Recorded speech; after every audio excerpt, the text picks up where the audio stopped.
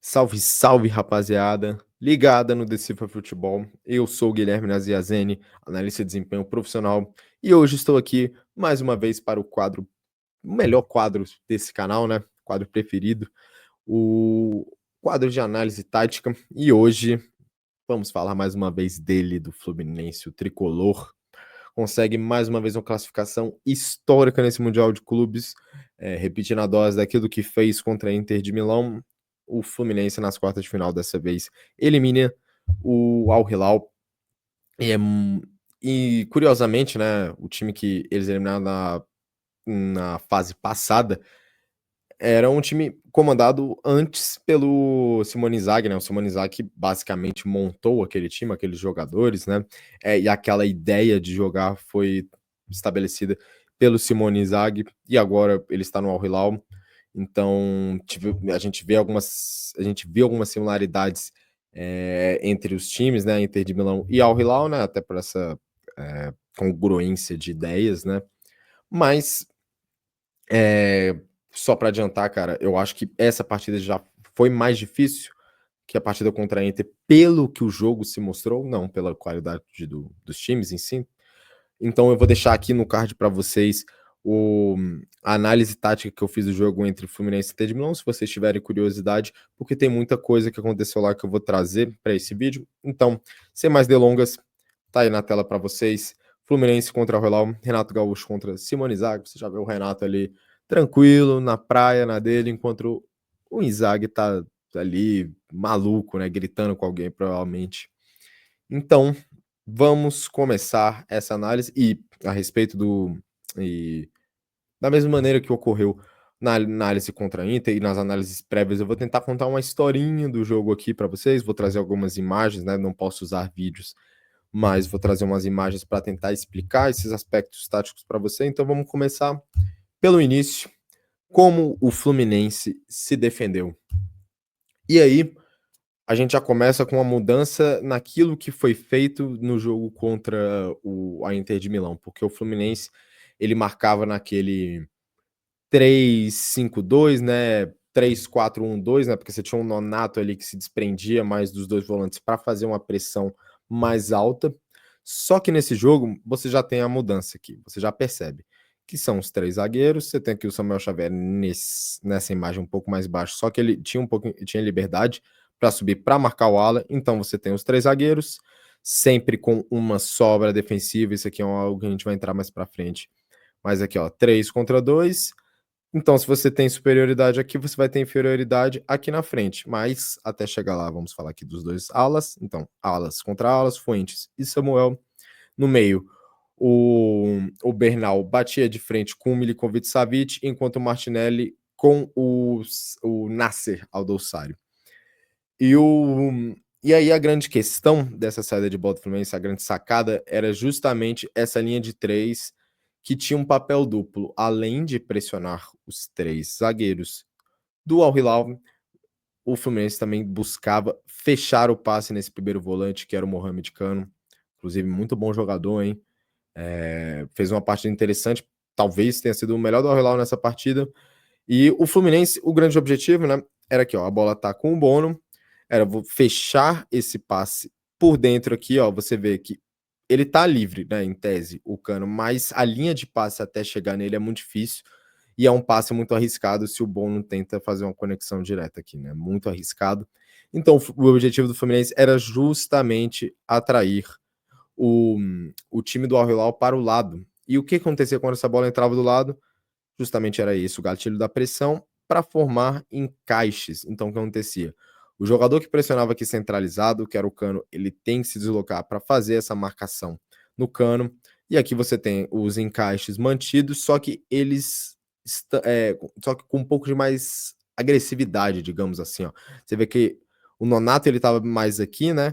Num posicionamento mais alinhado com o Cano e com o Arias, né? Fazendo essa linha de três. Ele salta para pressionar o zagueiro, aqui no caso o Koulibaly, que era o zagueiro lateral pela direita. E aí, para esse passe aqui não entrar fácil no Cano, primeiro volante, o Cano tem que fazer esse deslocamento.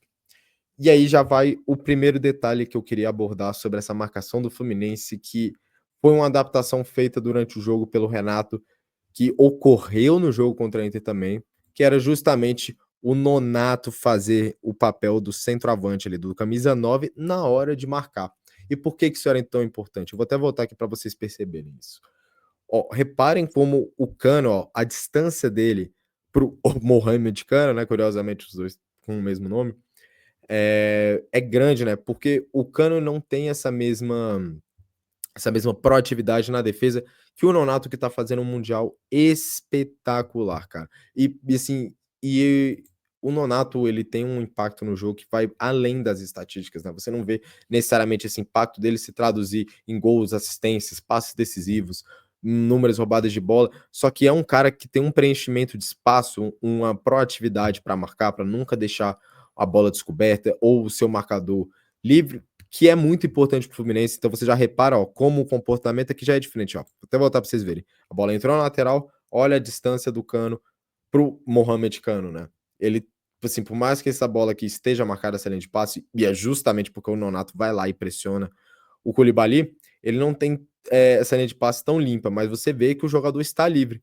Que é diferente desse outro caso aqui, ó, que a bola entrou na lateral, ela tá bem aqui, ó. Você vê o Samuel Xavier no dele, o Martinelli no dele, o Arias tá aqui vigiando o Renan Lodge, que não aparece na imagem, mas olha só o Nonato fazendo a função de 9 e ele rapidamente já vem aqui para fechar a linha de passe no Cano. Você vê que não existe existe a possibilidade, né? Mas é um passe muito arriscado. Ó. Teria que tentar ser um passe aqui pelo alto, talvez para o Cano se deslocar aqui.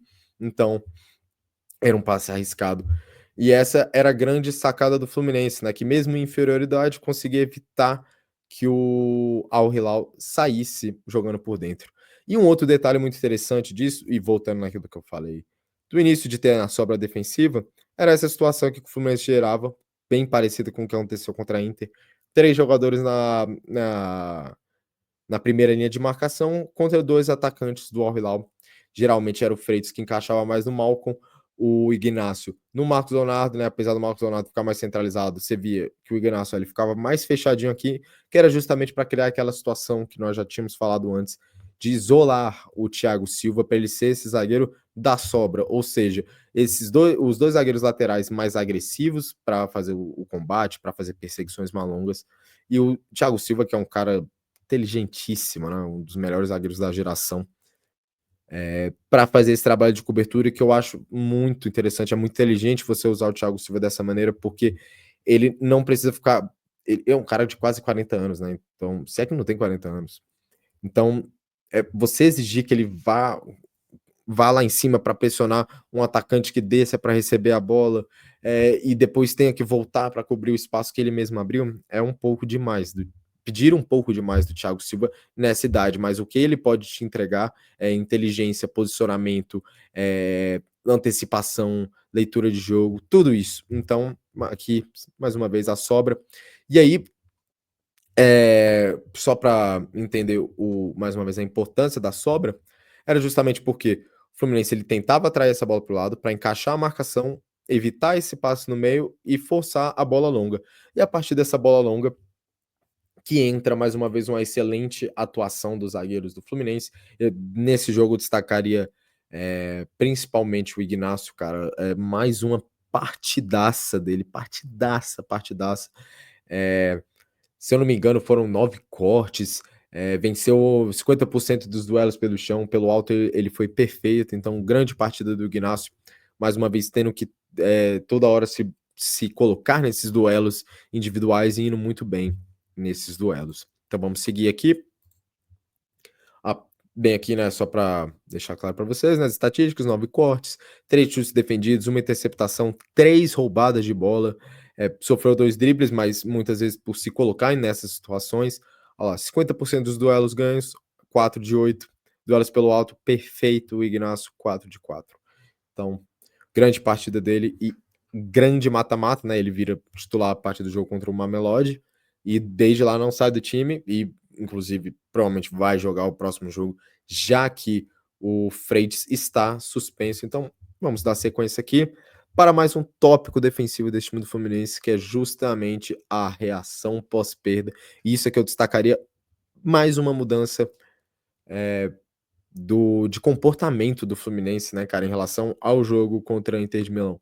E assim, o Fluminense até tentou em alguns momentos contra a Inter de Milão, pressionar nesse pós-perda, né, tentar manter a bola viva ali no campo de ataque, ganhar essa sobra para se manter longe do seu próprio gol, né.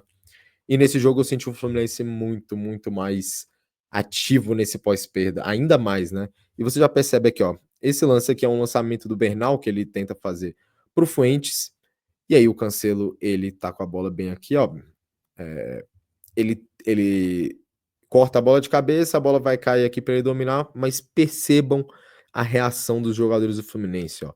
Aqui você tem o Martinelli, ó, perdão, aqui é o Bernal, aqui é o Martinelli, aqui é o Cano, o Fuentes aqui do lado.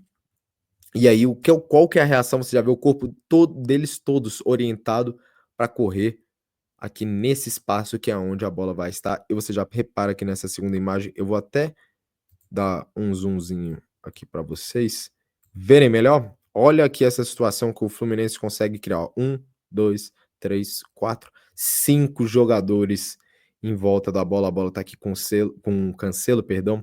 Então você tem essa situação de 5 contra 3 aqui. O Fluminense nessa jogada ele consegue recuperar a bola. E você percebe, né, a mudança de atitude, a postura, como o Fluminense está sendo agressivo para pressionar o no pós-perda. E aqui, ó, por fora do que seria a zona da bola, né? Você tem aqui, ó, o Freitas já pronto para ir no Malcom, o Ignacio já se colocando para subir no Marcos Leonardo caso essa bola entre aqui. O Arias, a mesma coisa caso essa bola entre nesse jogador aqui por fora desse bloco de marcação que o Fluminense criou nesse pós-perda. Então, muito legal essa postura do Fluminense. Isso vai desembocar ali em outro aspecto que eu vou trazer para vocês. Em outro aspecto, não, perdão. Em outro tópico, digamos assim, né. Então vamos seguir aqui para a segunda parte, que é como o Fluminense atacou. Se o Fluminense defendia da maneira que eu expliquei para vocês, como ele atacou e para entendermos isso, como o Al Hilal marcou o Fluminense.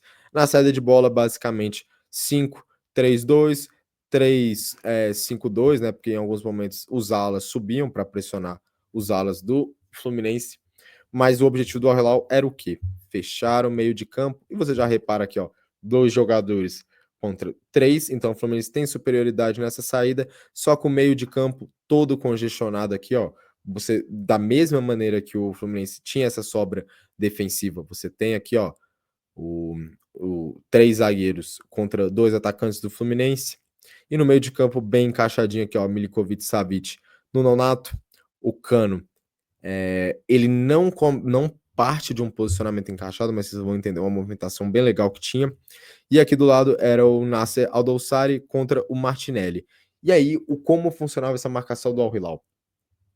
Você tinha esses 2 jogadores aqui que tentavam pressionar os zagueiros, e quando essa bola entrava no meio, era justamente o gatilho da pressão do Al Hilal. A bola estava bem aqui, ó, com o Thiago Silva. Se eu não me engano, ele faz um passe aqui no Ignacio. O Ignacio faz o passe no meio, aqui para o Bernal. E olha só a reação do Cano. Ó. Ele parte desse posicionamento e sobe rapidamente para pressionar o Bernal, forçando com que ele recue a bola. Você já vê o Malcom posicionado aqui para ir fazer a pressão no Thiago Silva, enquanto os outros 2 meias seguem encaixados nos 2 meias do Fluminense. Então, qual era o objetivo dessa saída de bola? Justamente evitar que o Fluminense conseguisse sair por dentro. Eu vou dar o zoom aqui para vocês verem ó, o que acontece. Ó. O Bernal que estava com a bola, ele faz o recuo, o Malcom que estava aqui, ele sobe para pressionar. O que isso força? O Fluminense a mandar a bola para frente. Só que o Fluminense contra a Inter de Milão queria justamente isso, jogar essa bola para frente, para você disputar a primeira bola e ter a segunda bola devido a esses jogadores, essa superioridade que o time conseguia criar no meio, com os jogadores se aproximando muito dos atacantes que desciam para receber a bola. Então a segunda bola sempre era do Fluminense. Só que a questão é que a marcação do Al Hilal foi bem diferente em relação à da Inter de Milão, porque o Al Hilal ele marcava num bloco médio, né? E geralmente é em bloco médio que você tem o gatilho da pressão, né? Isso é um detalhe muito importante para vocês entenderem, porque geralmente quando você tem um bloco alto de marcação, geralmente o time já começa pressionante, né? Salvo algumas exceções. Mas quando você tem um bloco médio, geralmente você tem esse detalhe do gatilho da pressão, que é justamente o que a movimentação do adversário para que o time saia do bloco médio para pressionar mais o adversário. Então, esse bloco médio do Al Hilal, ele promovia uma superioridade numérica no meio, porque era um bloco médio que justamente visava fechar o meio de campo. Então, o que acontece aqui nessa jogada? O passe é feito para o Aras, que sai da referência para receber essa bola no pivô. Você já tem um jogador aqui em cima dele, e a diferença do Al Hilal para o Inter de Milão. Olha como esses dois jogadores já estão aqui, ó, para criar essa situação aqui, ó. Olha, eles estão à frente dos dois jogadores do Fluminense, ou seja, a probabilidade dessa segunda bola sobrar com um deles dois é muito maior. Você ainda tem um outro jogador chegando por aqui, você tem um cara na sobra, caso a sua bola passe, então você tem um zagueiro da sobra aqui com muita tranquilidade, né, já que o Cano tá bem pertinho do Aras. E além de você vencer essa segunda bola, você consegue tirar um espaço muito importante para o Fluminense, que é esse espaço entre as linhas, que o Aras adora trabalhar, né? E para quem viu o vídeo do jogo contra o Fluminense, até para quem não viu, né? Você lembra da liberdade que o Aras teve no jogo contra o Inter de Milão, porque o Inter de Milão marcava no bloco mais alto, então o Fluminense, quando ele conseguia conectar essa bola na frente para vencer a segunda bola, como o bloco de marcação da Inter era alto, tinha espaço nas costas da defesa. Então, o Ares, ele tinha muito espaço para jogar, seja se projetando nas costas da defesa, ou seja trabalhando nesse entre linhas, que foi, na minha visão, o principal impacto dele no jogo, né? E nesse jogo ele não teve esse mesmo espaço cedido, né? Você vê, ó, como a marcação, ó, tá muito em cima dele, e você já tem dois jogadores aqui para essa segunda bola, ou caso o Aras vence essa bola, para continuarem essa pressão em cima dele, sem deixar que ele receba essa bola com tranquilidade para girar e progredir, né? Seguindo aqui, rapaziada, vamos falar agora da movimentação que o Fluminense tentou fazer para combater aquilo que acontecia com o Aras quando ele recebeu a bola no meio, que ele era muito pressionado. Ele estava muito apertado nesse espaço. Toda hora que ele recebia, ele não tinha espaço para girar e seguir. Sempre tinha dois, três jogadores por perto dele. E justamente porque o Al Hilal se preparou, viu o tanto que o Aras estava jogando, né, nesse campeonato. Então, uma movimentação muito interessante que o Fluminense tinha para botar o Aras no jogo era justamente essa inversão com o ponta. O que acontecia aqui, ó? Aqui é o ala do Al Hilal, o Al Harbi, se eu não me engano. E aqui o Renan Lodge, que era esse terceiro zagueiro. O que acontecia? Ó, aqui você está no posicionamento correto, né? Ó, um zagueiro aqui no Aras, o Koulibaly aqui mais perto do Cano, deixando o Rubem Neves como zagueiro da sobra, ala contra ala. Só que o que acontece nessa movimentação? O Samuel Xavier, ele dispara aqui na profundidade, abrindo esse espaço aqui, que é o espaço que o Aras vai descer para ocupar. Então você vê o que acontece aqui nessa jogada, justamente isso, ó, o Samuel mais avançado aqui se projetando, o Aras mais recuado, e o que acontece, ó, você tem até o Renan Lodge apontando aqui, que é justamente para o Al Harp fazer essa marcação aqui no Aras, porque trocar a marcação, você vê primeiro aqui, ó, o Al Harp no Samuel Xavier, e nessa segunda imagem é o Al Harp no Aras, então você troca, você tenta confundir essas referências de marcação do Al Hilal para você gerar uma situação de vantagem, perdão que eu passei, de vantagem técnica muitas vezes, né? Porque o Al Harb nessas jogadas aqui pelo lado contra o Samuel Xavier, ele estava levando vantagem porque ele é um lateral muito rápido. Enquanto, pelo menos nessa jogada aqui, e foi muito interessante isso que aconteceu, o Samuel Xavier se projeta nas costas do Renan Lodge, ele vence o duelo na velocidade, o Renan Lodge consegue recuperar, só que ele faz uma marcação, na minha visão, muito passiva, e é o que dá espaço para o Samuel Xavier fazer o cruzamento, e aí a partir disso sai o primeiro gol do Fluminense. Então a jogada que, lógico que a jogada segue, né? O Samuel Xavier faz um cruzamento que não dá certo, o Cancelo afasta mal, aí a partir disso, o Fluminense tem a bola ali na área e o Martinelli faz aquele golaço. Mas a movimentação que fez o Fluminense chegar até o último terço do campo com perigo foi justamente essa movimentação do Arias com o ala. e a gente vai ver mais pra frente que isso vai se repetir também do outro lado. Então, essa movimentação foi muito interessante do Fluminense. Então, vamos seguir aqui para o próximo tópico, que é: acabou o primeiro tempo, isso tudo que eu expliquei foi no primeiro tempo. E aí, chega o segundo tempo e o Al Hilal responde, e a resposta imediata, né? Logo na volta ali do intervalo, a gente já viu essa mudança aqui na saída de bola do Al Hilal. Porque vocês lembram no início que o Al Hilal fazia uma linha de 3, que era marcada por uma linha de 3 do Fluminense, onde o Cano, que é esse jogador aqui, ele ficava sobrando atrás dessa linha. Só que essa linha de 3 do Fluminense, ela conseguia tampar, fechar as linhas de passe para esse jogador. Só que o que o Al Hilal faz? Ele responde, ele muda a sua formação de saída de bola. Você já vê que agora o time está num 4-1-2-3, 4-3-3, como você preferir. 4 jogadores aqui na primeira linha, 3 jogadores no meio com um volante na base aqui da saída e 2 pontas abertos com um centroavante. E aí o que acontece nessa movimentação aqui, gente?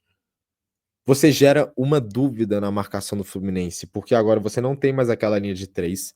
Então, se você tem 3 jogadores aqui para marcar 2, você vai deixar uma inferioridade que não se pode ter, né? Você não pode deixar um passe tão fácil assim pro o seu adversário estar jogando, ainda mais como é um time como o Al Hilal, que adora correr quando o time adversário deixa espaço para ele correr. Mas aí o que acontece? O Fluminense tem essa mesma linha de 3, só que com uma mudança. O Nonato, ele desce um pouquinho mais aqui no Milinkovic-Savic para ficar perto dele. O Fuentes continua marcando o Cancelo, que agora não é mais um ala, ele não tá mais posicionado mais avançado aqui, e sim como lateral. Então o Fuentes sobe muito, o Cano fica aqui marcando os 2 zagueiros e o Aras mais preocupado com o lateral esquerdo, que agora é o Renan Lodge, e essa é uma vantagem de você ter um terceiro zagueiro, que é um lateral, porque você pode ter essa variação de transformar esse lateral, esse zagueiro em um lateral. E aí aqui o Al Harbi, que era o ala, vira o ponta pela esquerda. Só que o que acontece nessa saída de bola aqui? Você tem 2 contra 1, então uma superioridade numérica já nesse primeiro combate aqui. E o que isso gerava? Ó? Você vê nesse lance, a bola tá bem aqui com o Rubem Neves, o Cano tá vindo fazer a marcação, e o que ele vai fazer? Ele vai fazer o passe aqui pro Koulibaly, o Koulibaly vai conduzir essa bola sem marcação, por quê? Porque o Nonato, ele vai justamente ficar nessa dúvida, e vai ficar muito claro aqui, que eu subo para pressionar o Koulibaly, ou eu fico no Milinkovic-Savic. E o que acontece? Ele primeiro não sobe no Koulibaly, então o Koulibaly, olha o tanto de espaço que ele tem para progredir. O Koulibaly, ele vai progredir nesse espaço aqui, justamente. Então o que acontece? Ele progride, ele chega até aqui, e aí chega numa faixa de campo que o Nonato fala, tá, aqui eu já não posso mais deixar ele sem marcação. Então ele sobe para fazer a pressão, e aí o que acontece? Olha o tanto de espaço que esse jogador, que o Milinkovic-Savic, tem agora.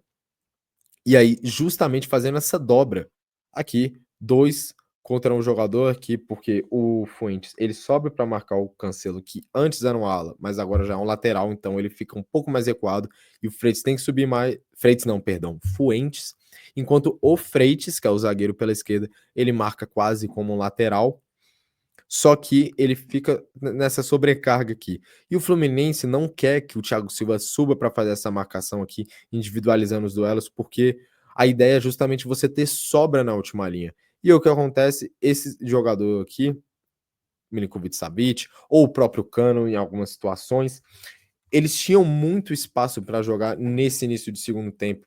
E aí o que chamou o Al Hilal mais para o campo do Fluminense foi nesses primeiros 10, 15 minutos ali de segunda etapa, que o Al Hilal teve mais volume de jogo, porque no primeiro jogo, no primeiro tempo, perdão, eram 2 times um pouco mais conservadores ali, entregando mais a bola para o adversário. O Fluminense teve muito mais a bola do que teve contra a Inter, por exemplo, principalmente no primeiro tempo. Só que no segundo tempo essa situação se inverte, porque o Al Hilal passa a aproveitar melhor esse homem livre que existia já na saída de bola, gerando essa dúvida na marcação, e aí com isso, aqui ó, a dúvida que foi gerada foi no Nonato, ele não subiu para pressionar, o Koulibaly subiu conduzindo essa bola, ganhou o campo, aqui o time já está no campo de ataque, a bola já passou no meio de campo, então o time já está no campo de ataque.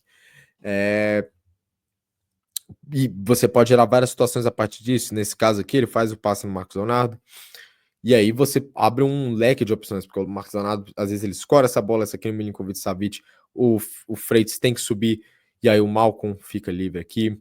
São várias as situações que se podem gerar a partir desse desequilíbrio. E além disso, o time passa a gerar jogo dos dois lados. Por quê? Uma coisa que eu senti do Al Hilal, principalmente no primeiro tempo, foi uma certa previsibilidade nos ataques. O time era muito torto pro lado direito, né? Que era o lado que tinha Malcolm, que tinha Cancelo, que tem Milinkovic-Savic, e é natural que o time jogue mais por esse lado, por ser um lado de concentração de jogadores de muita qualidade. Só que aí, o que acontece quando o Renan Lodge, que é esse jogador aqui, passa a ter mais liberdade, o time passa a ter um triângulo, não só pelo lado direito, como tem aqui, ó, igual eu já tinha falado para vocês, Cancelo, Malcolm e Milinkovic-Savic. Agora, do lado esquerdo, você consegue gerar o jogo também.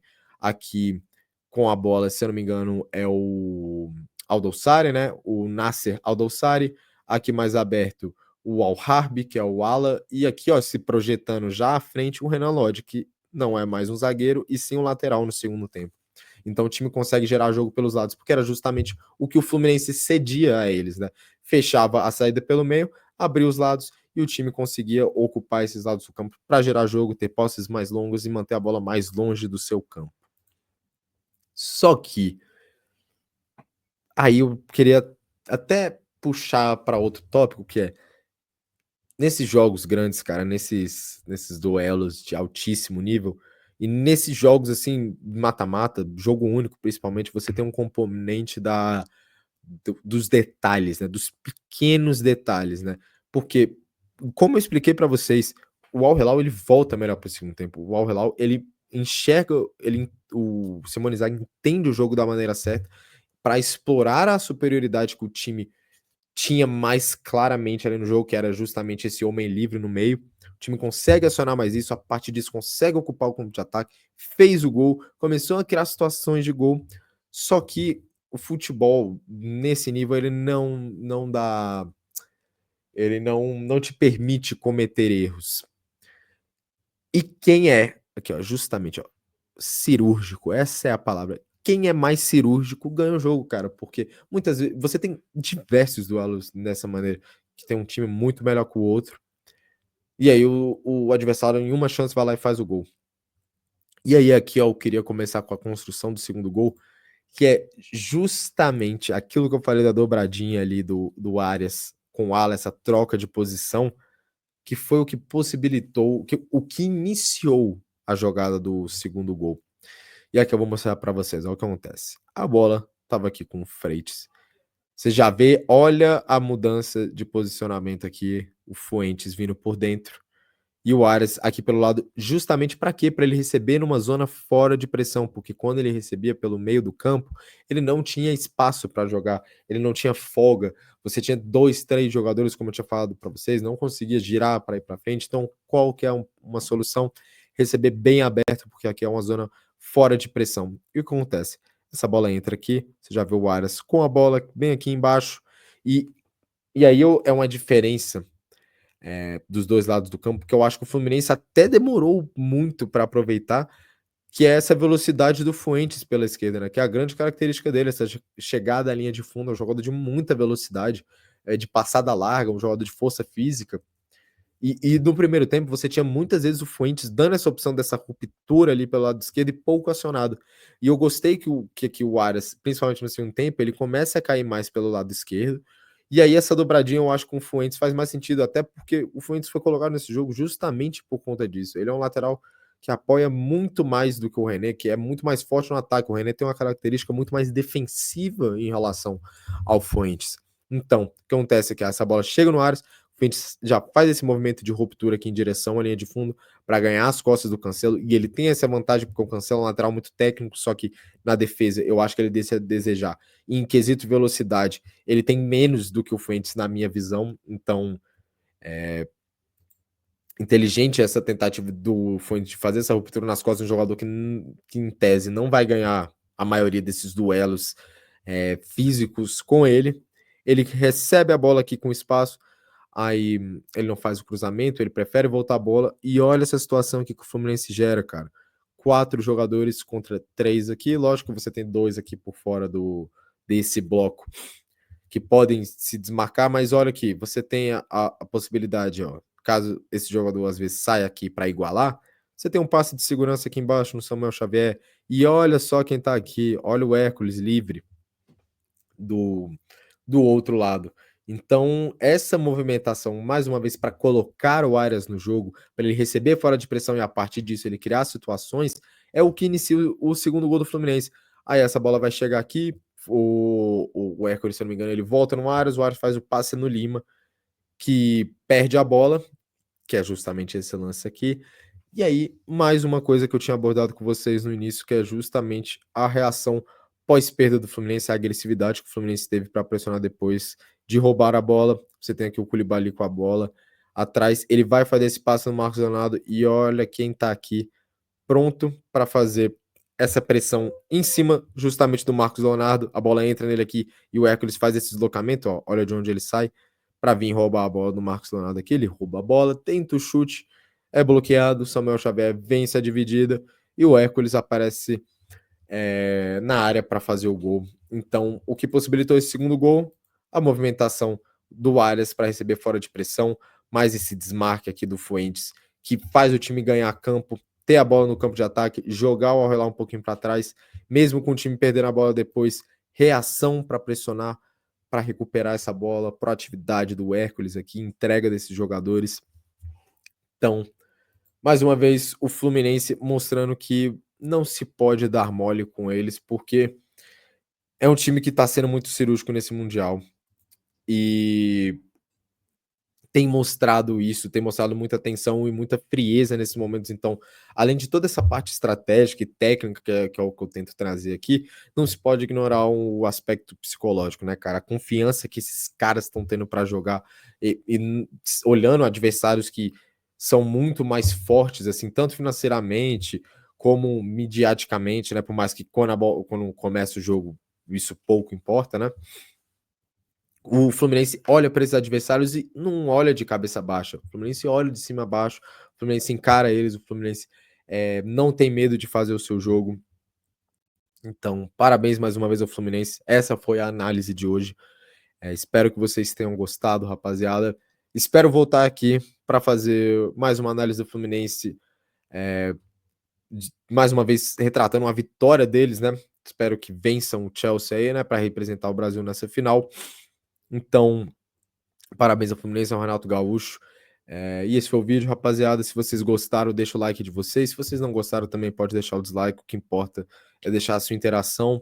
Comentário aí, comentem o que vocês acharam dessa análise. Se teve algum detalhe que vocês acham que eu deixei escapar, deixem aí se vocês acharem pertinente. Sugestões de próximos vídeos, de próximas análises. Sininho da notificação para não perder os conteúdos que estão chegando por aí no Decifra Futebol. Amanhã, pela manhã, vai sair o nosso pré-rodada, né, pré-semifinal, que teremos a partir de amanhã, dia 8, Fluminense contra Chelsea, já para abrir essa rodada de semifinal. Então fiquem ligados aí, já vai ter o vídeo. Provavelmente teremos também mano a mano para fazer o aquecimento do jogo. E é isso, rapaziada. Sigo aqui minha rede social, né? Meu Instagram, @guilherme.analista. Vou deixar o do Jaime na descrição para vocês. Já tá chegando a página do Decifra Futebol, tanto no Instagram quanto no TikTok. Então, tudo isso aqui, rapaziada, vai melhorar mais ainda e vai ter muito conteúdo tanto para YouTube quanto para Instagram. Então é isso. Um abraço e tamo junto.